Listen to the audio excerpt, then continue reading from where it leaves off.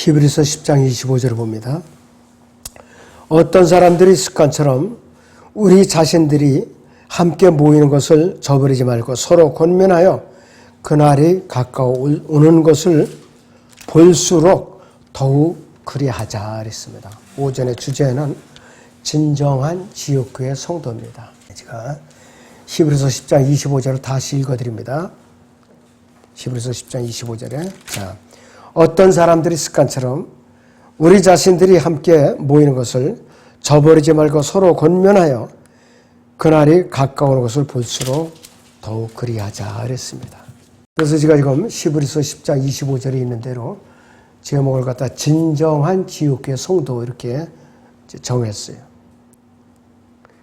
사람들이 말로는 성도 그러는데 심지어는 예배 출석도 안 하는 사람들이 있어요. 구원받고. 이런 사람들은 성도라고 볼 수가 없어요. 그냥 구원받은 자에 불과하지. 그러니까 그리스도의 심판석에 올라가서 지옥만 안 갔지 받은 상이 아무것도 없어요. 그리고 뻔뻔스럽게 저택만 받지. 응? 그거는 받아요. 왜 틀림 받니까? 왜 셋째 하늘로 올라가서도 무주택자로 주님께서 팽개칠 수는 없단 말이에요. 그냥 구원받은 자체가 엄청나게 이게 수지 맞은 거예요, 이게. 어?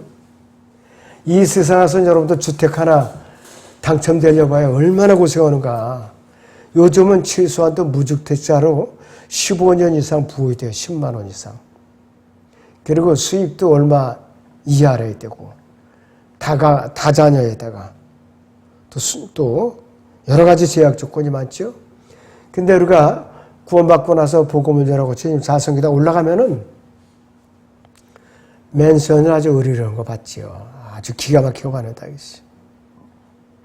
자, 그렇기 때문에 우리는 진정한 지옥교의 성도로서 하나님 앞에 인정을 받으려면은 몇 가지 조건이 있어요. 몇 가지 조건을 여러분께 소개를 해드리려고 해요. 첫째는 성경을 읽는 데 시간을 들이는 성도라야 돼요. 그래야만 진정한 지옥교 성도예요. 성경을 읽는 데 시간을 들이는 성도예요. 사도 바울은 믿음의 아들 디모데에게 어떻게 당부를 했느냐. 디모데전서 4장 13절을 보니까 이렇게 당부를 하고 있어요. 내가 갈 때까지 읽는 것과 권고하는 것과 교리에 전념하라 그랬습니다. 읽는 것과 권고하는 것과 교리에 전념하라. 읽는 건 뭐예요? 성경을 읽으려는 소리 아니에요. 거듭나고 나서 영적인 양식을 먹는데 게을리하는 성도는 믿음에 대해서 도태될 수밖에 없어요. 이건 정해진 이치라 이것이. 그래서 베드로는 뭐라고 그러느냐 있어요. 베드로전서 5장 8절에 보면은 정신을 차리고 깨어있으라 그랬어요. 정신을 차리고 깨어있으라. 이는 너희의 대적 마귀가 울부짖는 사자처럼 삼킬 자를 찾아 두루 다니기 때문이라 이것이요. 그렇기 때문에 성경을 읽는데 게을리하는 성도는 누구냐? 마귀의 공격이 첫 번째 대상이에요. 성경을 읽는데 시간을 들이지 않는 사람은. 진정한 지옥교회 성도의 모범이 되는 두 번째는 누구냐? 기도에 집중하는 성도예요. 기도에 집중하는 성도. 디모데전서 2장 1절에서 4절을 보죠. 그러므로 내가 무엇보다도 먼저 권하노니 모든 사람을 위하여 간구와 기도와 중보와 감사를 하되. 이게 기도의 종류예요. 이것이다. 왕들과 권세 있는 모든 사람을 위해 하라. 이는 우리가 모든 경건과 청렴함 가운데 평온하고 조용한 생활하러 함이라. 이것이 우리 구주 하나님 앞에 선하고 기뻐하실 만한 일이니 하나님께서는 모든 사람의 구원을 받고 진리의 지식에 이르기를 원하시느니라. 3절에 보면 우리 구주 하나님이라고 그랬죠. 예수님도 구주 예수 그리스도예요. 그러니까 예수 그리스도는 하나님과 동등한 분이에요. 2절에서 왕들은 어떤 왕들인지 아세요? 네로같이 폭군이에요, 폭군. 그리스도인들을 학살하는 폭군들이라고요. 이런 왕들을 위해서 기도하라고 그랬어요. 무조건 나가서 반정부대 뭐 외치고 데모하고 그러는 것이 아니라. 그럼 성경적으로 기도에는 이유가 뭔가 있겠어요? 우리는 기도 생활은 왜? 하나님께 영광을 드리기 위해서 그런 거예요. 하나님께 영광을 드리기 위해서.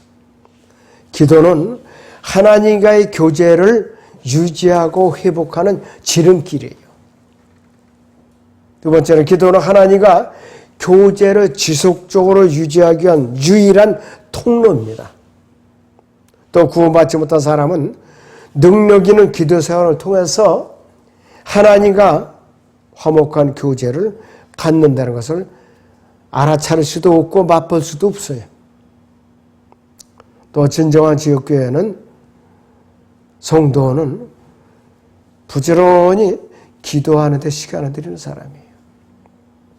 그러면은 하나님께 기도해야 할 내용들이 있죠, 당연히. 내용들이 있어요. 첫째는 하나님께 찬양을 드리기 위해서를 기도를 해요.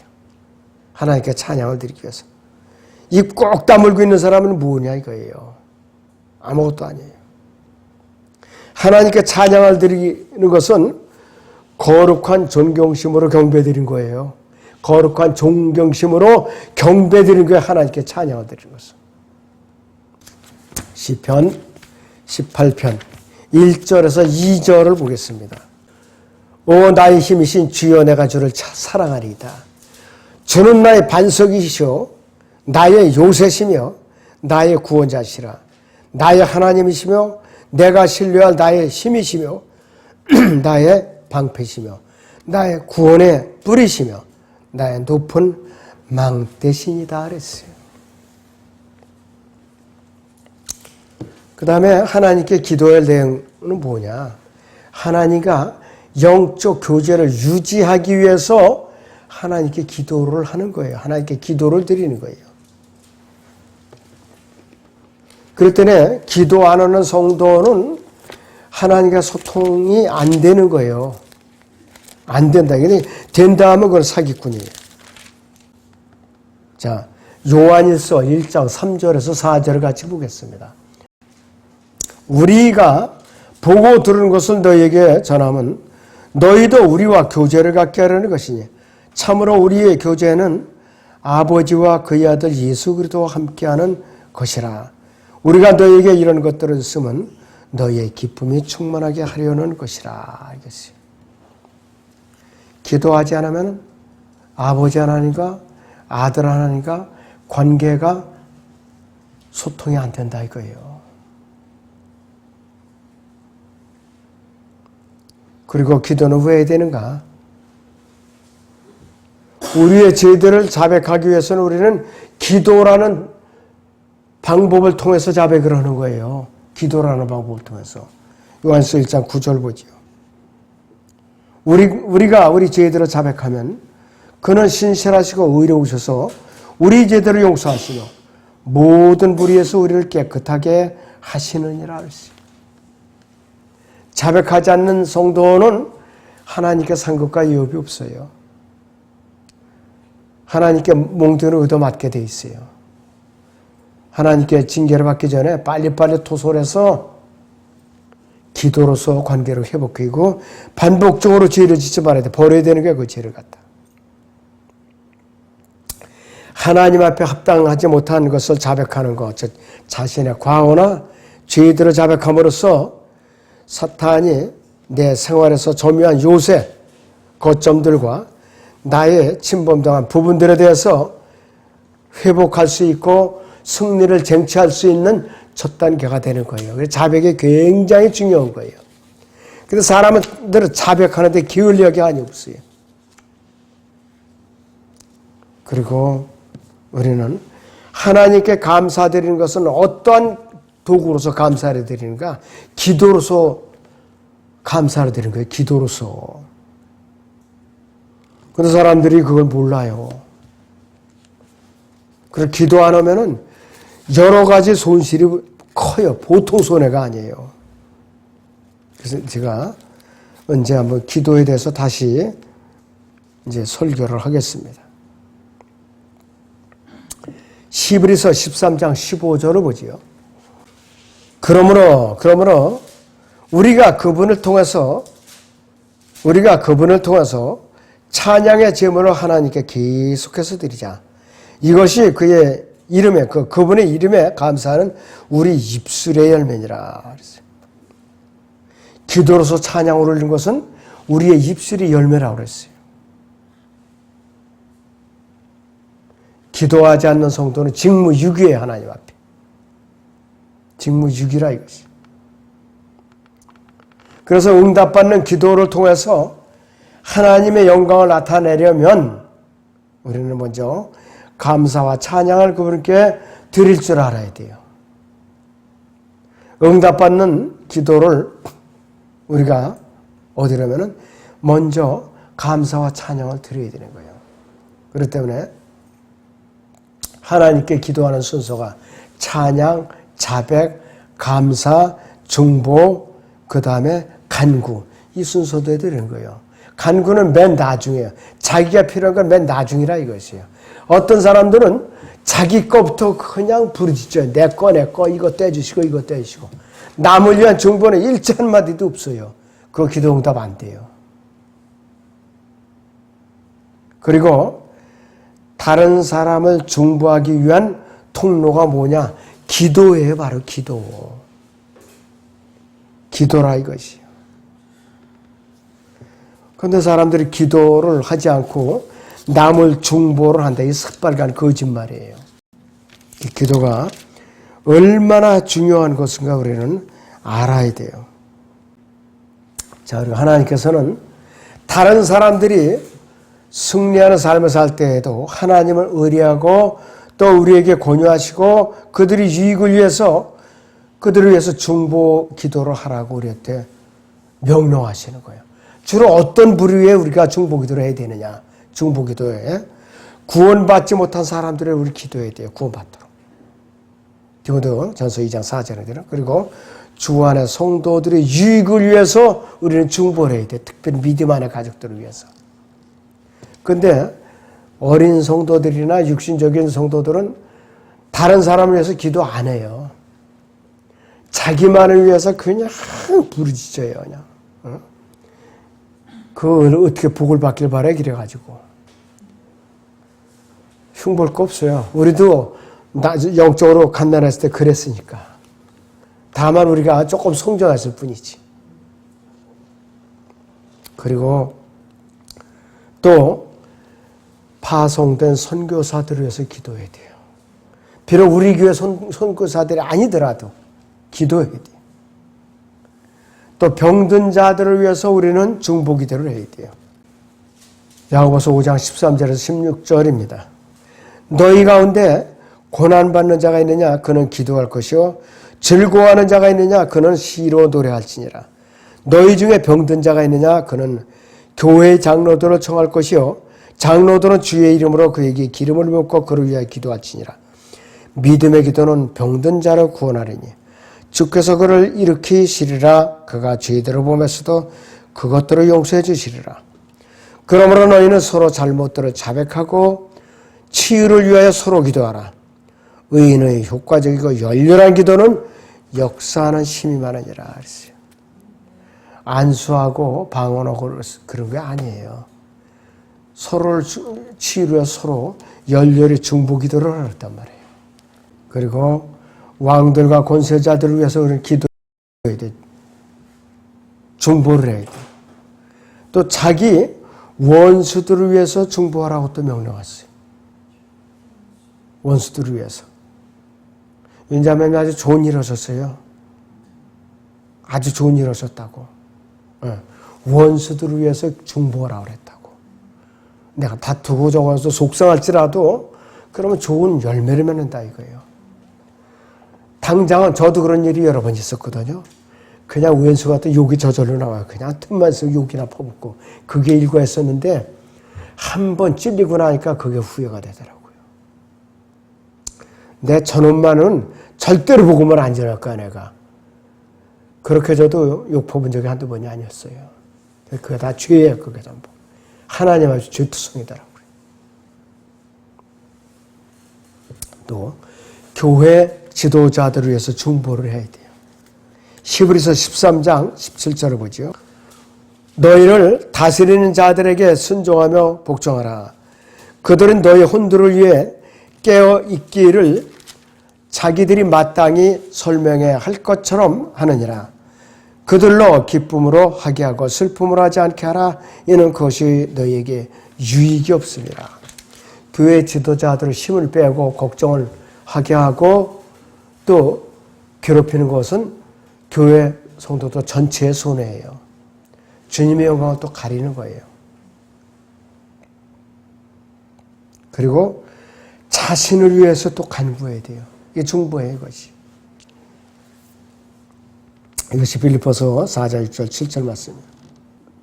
그래서 하나님께서는 기도라는 통로를 통해 가지고 우리의 일상을 피로를 하나님께 아뢰라고 우리에게 권유하세요. 뭔가 있어요. 우리에게 일용할 양식을 공급해달라고 기도해야 돼요. 의복, 거처, 지혜와 명철을 달라고, 또 우리가 건강하게 살라고, 또 우리의 안전을 지켜달라고, 어디 여행을 한다 이거예요. 무사히 다녀오도록 기도하는 거예요. 특별히 외국 여행 같은 거 나갈 때. 또 내가 온전해지도록 기도를 해야 돼요. 시험에서 우리를 보호해 주시도록 우리는 기도를 해야 돼요. 자, 진정한 지역교회 성도의 어떤 성도냐? 예배와 모이기에 힘쓰는 성도가 진정한 지역교회 성도예요. 예배와 모이기에 힘쓰는 성도. 아까 본문 이거 들었던 대로 히브리서 10장 25절을 다시 보죠. 어떤 사람들이 습관처럼 우리 자신들이 함께 모이는 것을 저버리지 말고 서로 권면하여 그날이 가까워오는 것을 볼수록 더욱 그리하자 그랬어요. 자, 이것은 우리 그리스도인들에게는 수고로다가 적용할 수 있어요. 그리스도인들에게는. 그리고 유대인들에게는 그분께서 자기를 구원하시러 오시는 지상재림에 적용할 수도 있어요.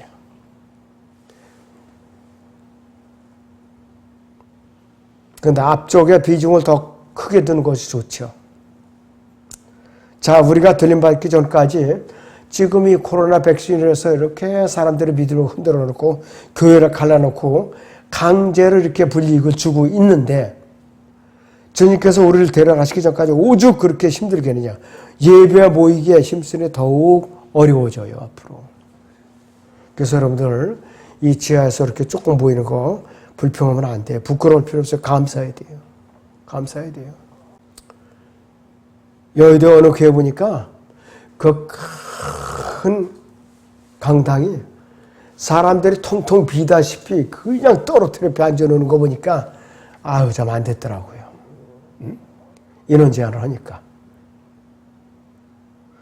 근데 저희 같은 경우에는 인원 제한을 한 적 없어. 알아서도 안 나와주니까 이게 참 문제지. 응? 어떤 사람은 우리가 교회가 벌금을 물까 염려가 돼서 가정예배를 드렸다는데 이따 소리 나오고. 진정한 성도가 아니야, 그건. 벌금은 내게 되면 주님께서 내주시는 거지 어떻게 해 우리가. 어? 부산에 있는 어느 교회는요. 하도 구청에서 못 살게 하려고 교회를 폐기시키니까 그 엄동설 안에 추울 때 밖에다가 의자를 다 끌어내고 그리고 앉혀놓고 그 추위에 떨면서 예배를 드렸어요. 2주간이나.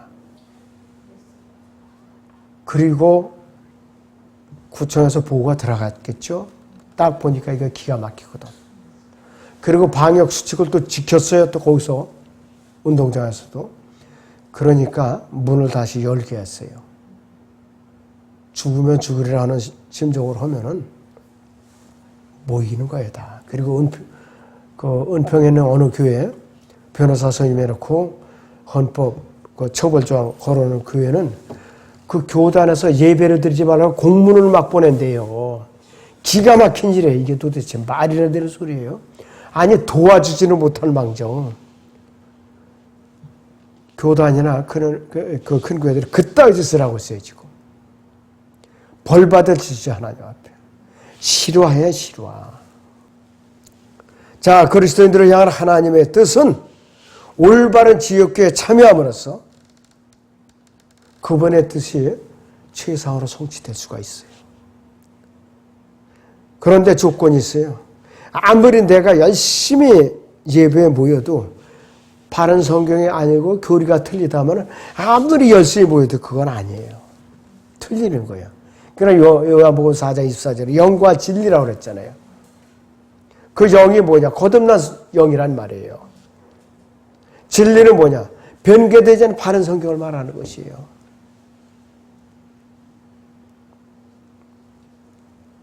만약 우리가 다른 지역으로 이사 갔다. 그 지역에 정말로 올바른 지역교회 있는가? 그것부터 찾아야 돼요. 좀 멀더라도. 자, 그래서 어느 지역으로 내가 이사를 갔다. 내가 어디로 출석할지 주님 저를 인도해 주시오. 기도를 해줘. 만약에 교회가 없다. 정말로 없다. 계획성경밖에 쓰는 데가 없다. 그러면 못 모이는 거야. 가정에서 모여야 되거든. 그래서 우리 양심 있는 성도라면 바른 성경과 바른 교리로 예배드리는 지역교회를 찾아야 도리라 이것이에요. 하나님께서 이 땅에 세우신 유일한 조직체는 지역교회예요. 지역교회. 이 지역교회는 잃어버린 자를 구원하고 성도들을 온전케 하고 성도들을 모두 믿음의 하나님과 하나님의 아들을 아는 지식에 하나됨에 도달하게 하고 온전한 사람이 되어서 그리스도의 충만하심의 장령 분량에까지 이르게 하는 하나님의 뜻을 이루게 하는 모임이지 그냥 세상적인 사교 모임이 아니에요. 그러니까 그거는 하나님의 집이 아니에요. 그냥 건물이에요. 저희같이 진정으로 바른 교리의 말씀으로 거듭난 성도들이 모이는 이 건물이 하나님의 집이에요. 디모데전서 3장 15절을 보겠습니다. 그러나 만일 내가 지체하면 네가 하나님을 위해서 어떻게 처신해야 하는가를 알게 하려는 것이라. 이 집은 살아계신 하나님의 교회의 진리의 기둥과 터전이라 그랬어요. 바른 교리와 바른 성경 갖고 모이고 예배드리고 복음을 전하고 또 섬기는 이 교회가 이것이 어디냐? 하나님의 교회라고 그랬어요, 여러분. 하나님의 교회라고 그랬어요. 자, 그래서 이 집은요, 네 가지가 있는데, 여기야, 이게 집이고, 두 번째는 성도들이 몸이에요. 성령의 전이에요. 하나님의 영이 거하는 성령의 전이기 때문에 우리는 걸어다니는 하나님의 집이에요. 그 다음에 이스라엘의 성전이 있었죠? 그것이 하나님의 집이라고 그랬어요. 그 다음에 이스라엘 12지파, 이스라엘 집과 유다 집, 이것을 하나님의 집이라고 그랬어요. 근데 우리에게 가장 소중한 것은 뭐냐? 성령의 전인 여러분들의 몸이에요. 하나님의 소중한 집. 그리고 여러분이 들림받을 때까지 모여서 예배드리고 섬기고 복음을 전하고 하는 이 지역교회가 여러분들의 집이에요. 여러분의 집이라 이거예요. 근데 이 집을 없이 여기고 예배 출석을 안 한다. 하나님께 매주마다 죄 짓는 거예요. 매주마다 죄 짓는 거라 이것이. 이것을 여러분들이 명심을 해야 돼요. 그러니까 모르니까 예배 출석을 소홀히 여기는 거예요. 그리고 예배 시간을 잘 지켜야 돼요. 그리고 오전에도 니에미야서를 강의에 공부를 하는데 아주 중요한 것들이에요. 10시간 10분 정도 오면 그때부터 공부할 수 있어요.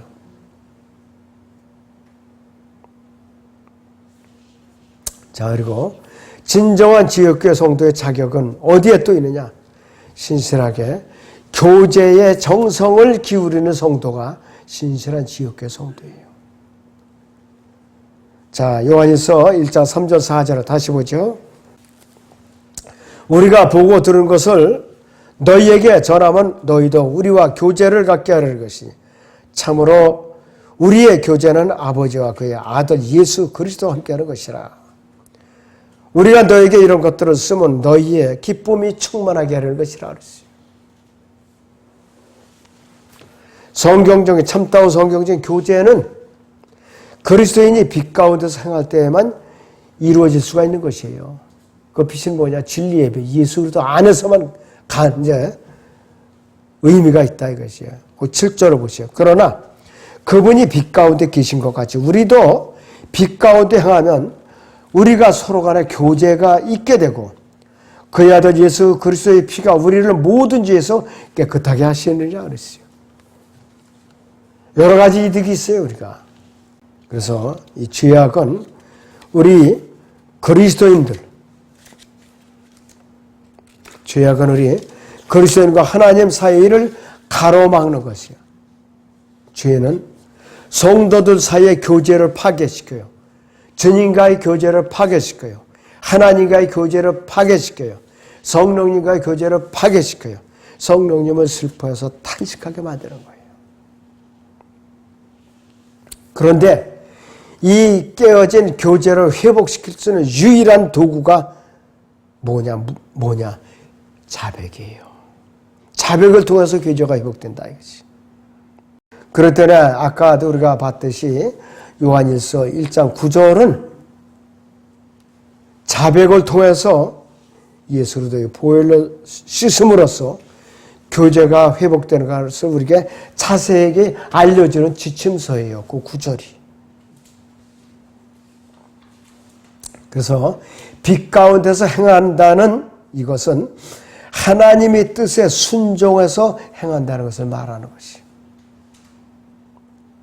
매 순간마다 성령님의 인도하심을 받아서 승리하는 생활을 말하는 것이에요. 그래서 교제는 예수 그리스도와 그분의 가족이 갖는 친한 가족 관계에 근거를 두고 있죠. 가족이 아니면 서로 교제가 안 되는 거예요. 여러분들 육신적인 가족도 누가 의붓자식이 하나 들어왔어. 초청도 안 했는데 그것도 또 모습도 꾀죄죄하고 불청객이 들어온 거예요. 그러면서 엄마 나 밥 좀 줘요. 나도 이거 옷 좀 입혀줘요. 용돈 좀 줘요. 가만 놔둬요. 빨리 나가라고 내쫓지. 더더군다나 우리가 예수 그리스도 안에서 참된 교제를 하려면 몇 가지 또 원칙이 있어요. 첫째는 예수 그리스도 한 가족이 만나는 장소는 어디냐? 십자가 아래서 만나는 거예요. 두 번째는 또 우리가 진행하여서 가야 하는 방향이 셋째 하늘을 향해야 되는 거예요. 그런데 저희도 그런 경험을 몇 번 겪었어요. 이제 점심 식사하고 나서는 교제 시간을 오래 뒀거든요. 앉아서는 꼭 세상 여기로 짓거려 되는 거예요, 그냥. 그 사람들 다 떠났어요, 다. 그 다음에 세 번째는 예수 그리스도와 더불어 거룩하게 되는 과정을 거쳐야 되는 거예요.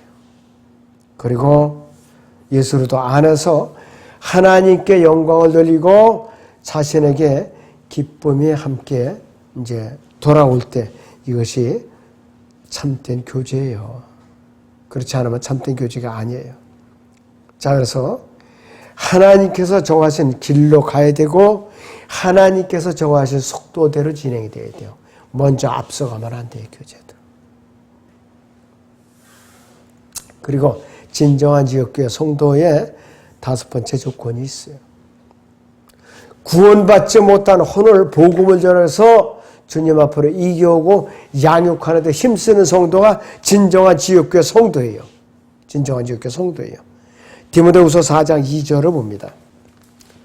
너는 말씀을 전파하라. 때를 어떤지 못 어떤지 항상 대비하라. 모든 오래 참음과 교리로 견책하고 책망하며 권고하라 그랬습니다. 진정한 신약교회가 이 땅에서 해야 할 일은 뭐냐 이것이요.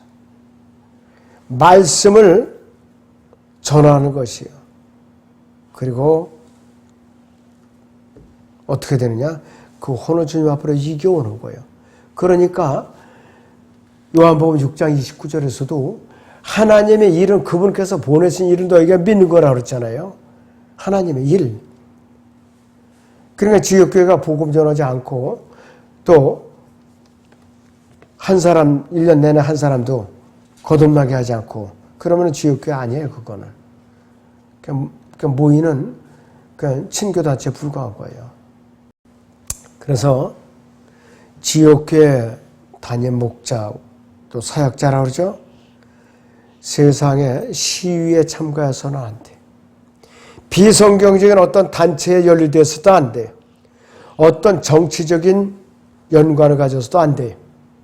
또 사회 정의를 실현하는 일에도 인종을 혼합하는 일에도 로마 카톨릭과 대화하는 일에도 전혀 발을 담그면 안 돼요.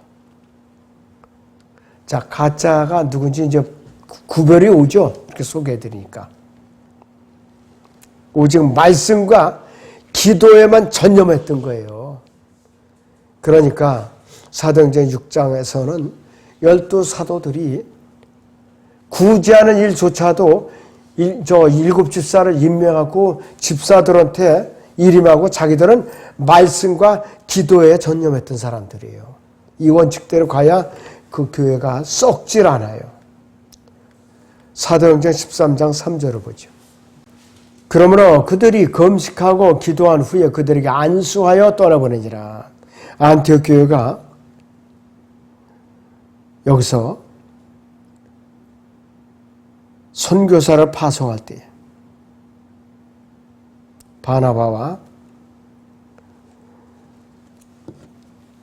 사울 이런 사람을 파송할 때 금식하면서 기도한 후에 안수해서 파송을 했어요. 그냥 파송한 게 아니에요. 자, 우리는 복음을 전하는데 늘 심혈을 기울여야 돼요. 심혈을 기울여야 돼요. 그렇기 때문에 복음을 전하는데 이렇게 심혈을 기울이고 마음을 비운 사람들은 사업에도 더 번성해 주셔요. 그 시간 다 보상해 주셔요. 다 보상해 주셔요. 또 수입도 늘려주셔요. 그건 원칙이에요, 바로.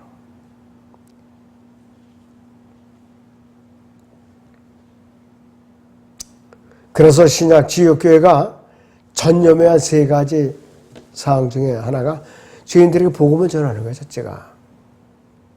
그래서 혼을 이겨오는 교회가 되는 것이요. 두 번째는 성도들은 말씀으로 양육을 해야 돼요. 성경을 가르치는 교회가 되어야 돼요. 그러기 위해서는 조건이 담임 목사가 바른 성경을 움켜잡고 세대적 진리에 근거한 바른 교리로 무장한 사람이라야 돼요. 그리고 예수 그리스도를 영화롭게 하는 일을 해야 되는 것이요. 그럴 때는 예수 그리스도의 재림을 소망하면서 선교하는 교회가 되어야 되는 거예요. 우리 교회는 아직까지 재정도 미약하니까 선교사를 파송을 못하고 있죠. 그래서 바른 교리들을 믿고 실행하는 지역교회는 이 세 가지에 전념을 해야 된다 이것이. 그렇지 않으면은 그 교회는 이 땅 위에 존재할 필요가 전혀 없어요. 전혀 없다 이것이. 자, 진정한 지역교회 성도의 여섯 번째 조건이 있어요. 말씀을 배운 대로 실행하는 성도를 해야 돼요. 말씀을 배운 대로 실행하는 성도. 디모데 후서 2장 15절을 보죠. 네가 진리의 말씀을 올바로 나누어 자신이 하나님 앞에 부끄럽지 않은 일꾼으로 인정받도록 공부하라고 그랬어요. 행동하지 않는 믿음은 죽은 믿음이에요. 행동하지 않는 믿음은 죽은 믿음입니다. 예수님께서 가장 싫어하시는 거예요. 이러한 믿음을 가진 성도는 뭐냐? 마귀에게 공격당하기 아주 가장 쉬운 사람이에요. 제가 오전에 성경 공부 시간에도 얘기를 했는데 섬기지도 않고 복음도 안 전하고 굳은 일도 안 하고 뒷전에 앉아가지고 충고하거나 그 다음에 말로 조언하는 데만 그냥 입을 부지런히 돌리는 사람. 이거 마귀 일꾼이에요, 이 사람. 마귀 일꾼이라고요. 진정한 주님의 일꾼 아니에요. 그러니까 교회가 살아 움직이는 교회는요. 말 많은 사람은 없어요. 부지런히 그냥 움직이는 사람이 많다 이거. 그런 교회는 움직이는 사람이 많다 이것이. 진정한 지역교회 성도는 7번째 조건은 뭐냐? 드리는 은혜에 헌신적으로 참여하는 성도예요. 드리는 은혜에 헌신적으로 참여하는 성도예요. 자, 극심한 가뭄으로 어려움을 겪고 있었던 마케도냐 성도들이 드리는 자세가 어떠했는가 한번 보지요. 고린도 후서 8장을 봅니다. 1절에서 5절을 봅니다. 형제들아, 우리는 마케도냐 교회들에게 주신 하나님의 은혜를 너에게 알게 하노라.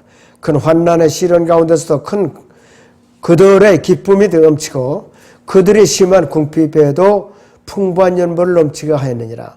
내가 증거하노니 그들은 자기들이 능력에 따라 하였고 또 능력의 이상으로 자원하여 했으며 우리가 은혜를 받을 것과 성도들을 섬기는 일에 동참할 것을 많은 애원으로 우리에게 간청하였느니라.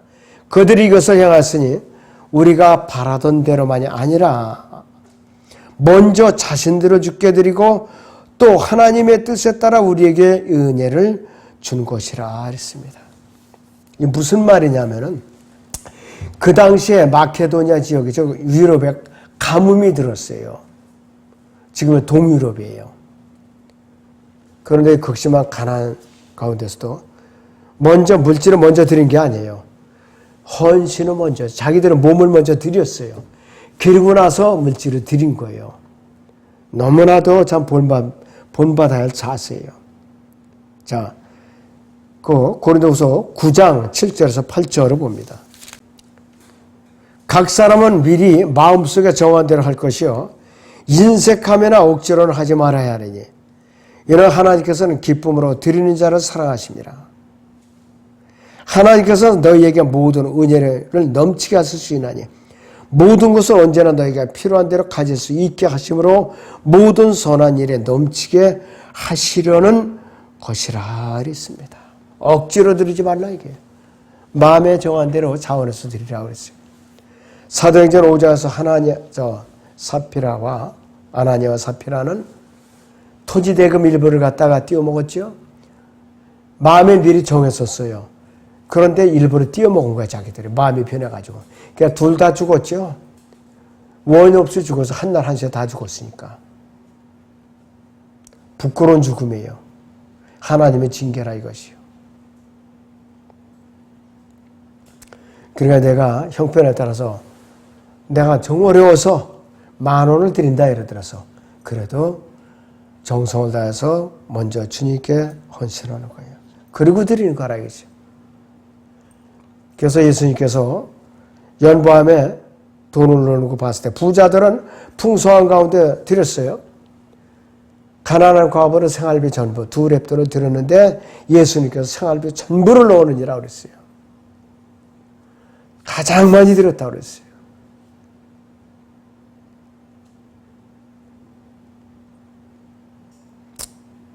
자, 그래서 우리가 물질적인 자세를 어떠해야 되는가? 마케도니아 성도들이 자세로 드리면은 하나님께 아주 틀림없이 것이 받아들여지는 것이에요. 자, 그래서 우리는 하나님께서 공급해 주신 것을 감사하고 주신 복으로 알고 만족하고 우리는 기뻐해야 되는 거예요. 정말로 기뻐해야 된다 이것이. 우리가 가진 소유에 만족할 줄 알아야 돼요. 소유에 만족해요. 디모데후서 6장 8절을 보죠. 6절부터 8절까지 보겠습니다. 그러나 만족할 줄 아는 경건은 큰 유익이 되느니라. 우리가 세상에 아무것도 가지고 온 것이 없으며 아무것도 가지고 갈 수 없는 것이 분명하니 우리에게 먹을 것과 입을 것이 있으면 이것들로 만족할 것이니라. 한자도 그렇죠. 공술의 공수고. 사람이 죽어서 염을 때도 거기다 뭐 돈보따리 염을 때 넣어주지 않아요. 응? 자식들이 좋아서 웃어요. 아유, 우리 아버지 잘 가셨다고. 진작 가시지 왜 이렇게 늦게 가셔서 우리 형제들끼리 이렇게 싸우게 만들었어요 하고 이런 세상에 지금이.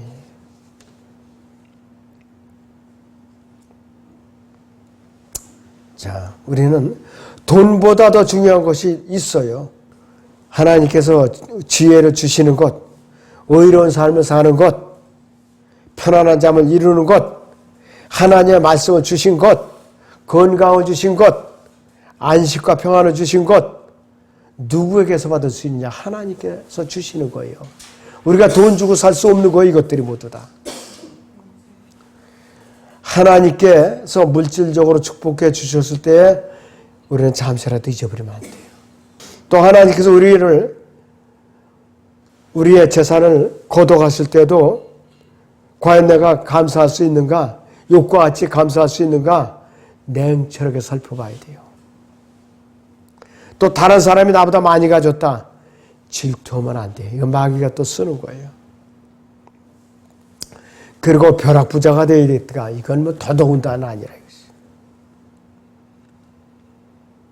그래서 우리는 가진 것에 만족하고 하나님께서 나에게 허락하지 않으면 아무것도 가질 수 없다.